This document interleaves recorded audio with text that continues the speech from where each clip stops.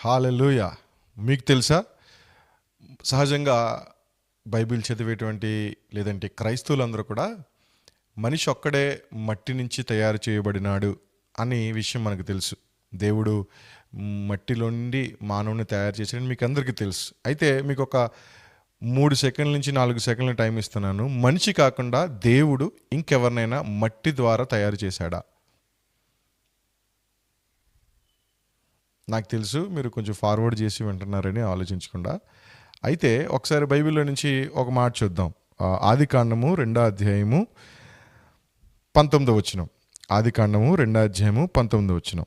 దేవుడైన యెహోవా ప్రతి భూజంతువును ప్రతి ఆకాశ పక్షిని నేల నుండి నిర్మించి ఆదాము వాటికి ఏ పేరు పెట్టునో చూచుటకు అతని యొద్దకు వాటిని రప్పించాను.